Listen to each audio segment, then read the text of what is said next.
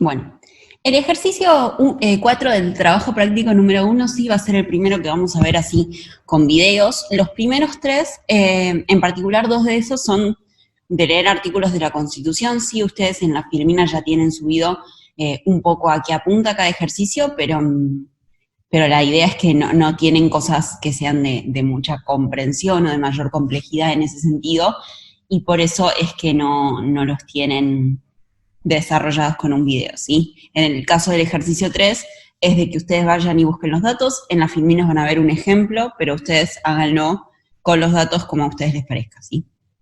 Ok, el ejercicio número 4 es el primero que vamos a desarrollar y nos plantea hacer un esquema de ahorro, inversión, financiamiento, ¿sí? Los datos que nos dice son: los siguientes datos corresponden a las operaciones del sector público de la República, el AIF, para el corriente ejercicio. Las cifras están expresadas en millones de pesos. Y nos dice que tenemos ingresos tributarios, ingresos no tributarios, aportes y contribuciones a la seguridad social, ventas de edificios e instalaciones, personal, productos de papel y cartón, combustibles y lubricantes, servicios básicos, servicios técnicos y profesionales, construcciones, jubilaciones y retiros y pensiones, intereses de la deuda en moneda nacional a largo plazo, amortizaciones de la deuda en moneda nacional a largo plazo, y que asimismo el gobierno cuenta con 1.500 en efectivo depositados en las cuentas del Banco Nacional.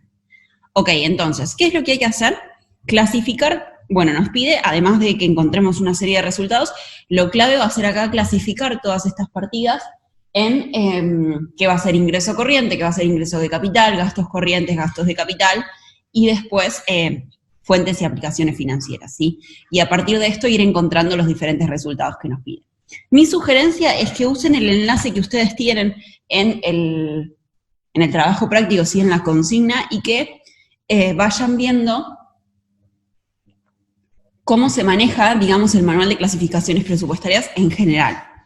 Yo voy a resolver este ejercicio, pero es importante que ustedes practiquen, que hagan otros esquemas, etcétera, porque puede haber pequeñas diferencias y que ustedes, y que este ejemplo, por ejemplo, no sea exhaustivo, ¿sí? De todos los ejercicios que pueden existir de este tipo. Entonces, lo primero que vamos a ir haciendo es decir, bueno, cada una de estas partidas, ¿a qué se corresponde?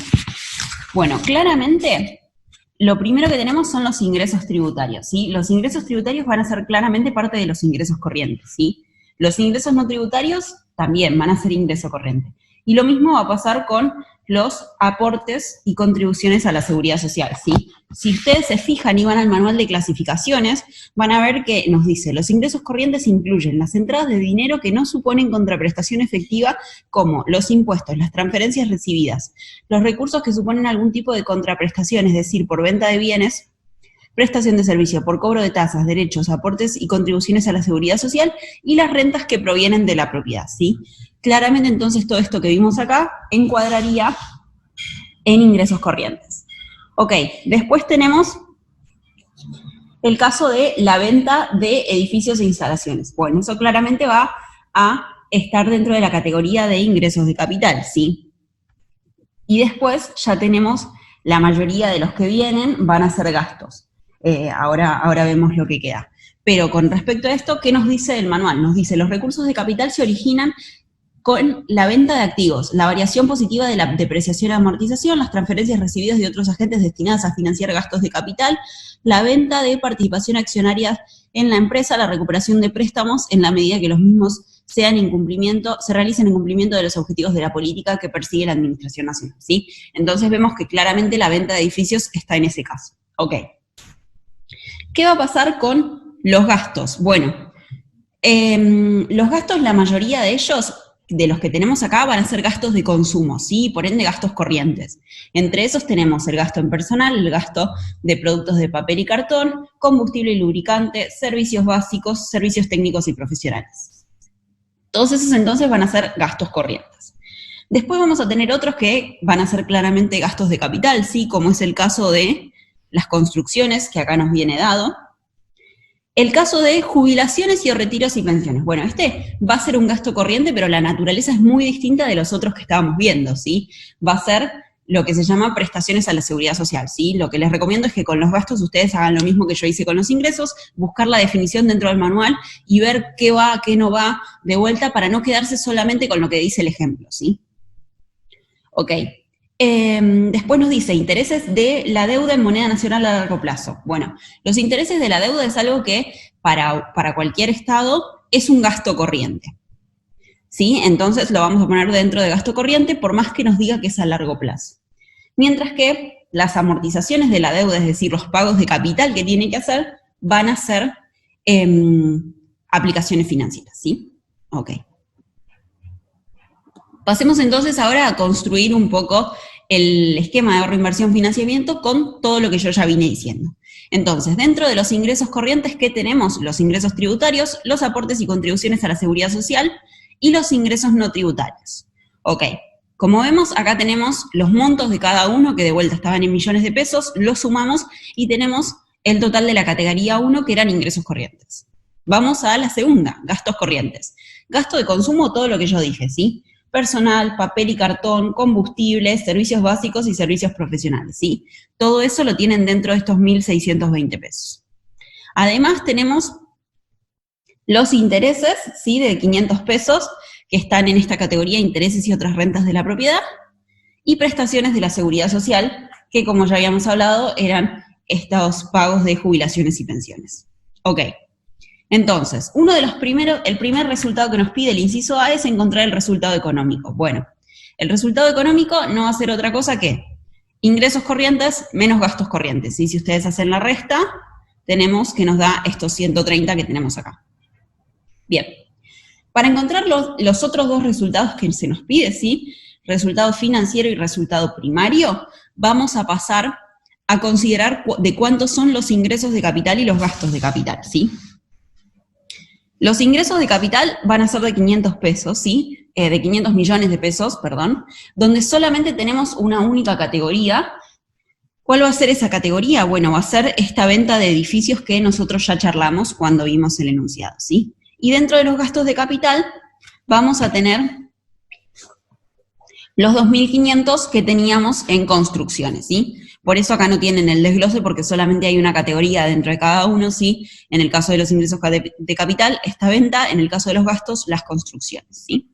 Entonces, pasemos ahora a ver los resultados financieros y primarios, ¿sí? En el caso del resultado financiero, lo que hacemos es sumar la totalidad de los recursos, ¿sí? Ingresos corrientes más ingresos de capital, y restarle los gastos corrientes y gastos de capital. Si ustedes hacen esa cuenta, les va a dar 1.870 negativos, ¿sí? Que va a ser nuestro resultado financiero. Ok, con esto una sola aclaración que si ustedes se fijan en el manual de clasificaciones presupuestarias, para eso ustedes tendrían que considerar también todo lo que son gastos e ingresos figurativos. Y acá no hay ninguno, por eso es que directamente el resultado financiero lo encontramos así. Lo siguiente que nos pide, que si bien acá lo tenemos más abajo, ya lo podemos hacer con los datos que tenemos, es el resultado primario. Bueno, si ustedes se fijan, el resultado primario, lo que tengo que hacer es la totalidad de los ingresos menos, es decir, corrientes y de capital menos los gastos corrientes y de capital, pero sin considerar aquellos gastos que salgan de los intereses de la deuda. Es decir, que yo tengo los gastos de capital, los mismos, estos 2.500 de construcciones, los gastos de consumo y las prestaciones de la seguridad social, ¿sí? Es decir, no tengo en cuenta estos de intereses y otras rentas de la propiedad porque son intereses de la deuda, es decir, dos formas de hacerlo, básicamente, o hacen toda la cuenta de vuelta o se fijan que al resultado financiero lo que tengo que hacer es sumarle 500 pesos, ¿sí? Entonces vamos a encontrar este resultado que tenemos por acá. Pasemos ahora a las fuentes y aplicaciones financieras. Bien, ok. Yo acá lo que tengo es que este país tiene que afrontar amortizaciones de la deuda en moneda nacional a largo plazo por 1.800 pesos. Entonces, si ustedes se fijan, nosotros en principio decimos, bueno, ¿y cómo pagamos eso? Bueno, hay que ver que hay una categoría que yo no mencioné, que era estos 1.500 pesos en efectivo que tenía depositadas en las cuentas del Banco Nacional, este país, que claramente los puede utilizar para esto, ¿sí? Y es esto que pusimos acá, disminución de la inversión financiera por 1.500 pesos. Ahora, ¿esto alcanza para dejar en cero la brecha financiera como debería ser en cualquier esquema de ahorro, inversión, financiamiento? No. Si se fijan, nosotros teníamos este resultado financiero de 1.870 negativo y aparte tiene que pagar amortización de la deuda por 1.800 y lo único que me suma la fuente financiera son 1.500. Entonces, por ende, como vemos acá, nuestra brecha financiera, si no consideramos ninguna otra fuente financiera, va a ser de menos 2.170 millones de pesos. Ok, entonces, ¿qué es lo que tenemos acá? Bueno, si ustedes se fijan, tenemos una línea que nos dice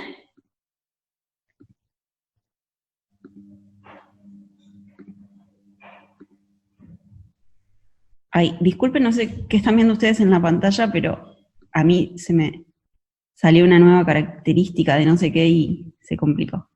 Ok, ahí la hice desaparecer. Entonces, acá tenemos dentro de fuentes financieras, tenemos una nueva línea, sí, además de estas que charlamos, que es la de endeudamiento público e incremento de otros pasivos. En principio, como ven acá, está en blanco, sí, la idea era charlarlo y que ustedes puedan ver de cuánto va a ser. En particular, tiene que ser de aquel monto necesario para dejar la brecha financiera en cero, ¿sí? ¿Es la única opción la de endeudamiento público? No, ¿y cuál van a usar? Va a tener que ver con el ejemplo, ¿sí? Podría darse un ejemplo donde, en realidad, la brecha financiera no fuera negativa como en este caso, sino positiva, y entonces lo que tuviéramos es que subir alguna aplicación financiera o lo que sea. Entonces, es por ese lado que hay que pensarlo, ¿sí?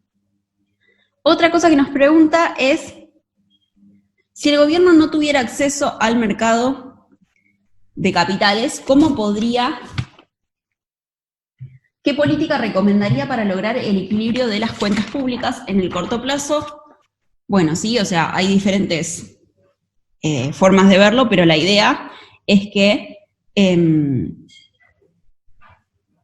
si no puede usar las fuentes financieras, en particular la del endeudamiento, lo más probable es que tenga que o aumentar los recursos, sí, ingresos corrientes, ingresos de capital, o bajar sus gastos corrientes y de capital para poder ajustar esto, ¿sí? La idea es que ustedes piensen en algún esquema un poco más, digo, con los números, pensarlo, qué esquema de ajuste del déficit podría darse en este país para lograr que no hubiera brecha financiera en caso de que no pudieran usar el endeudamiento como la forma de financiarlo.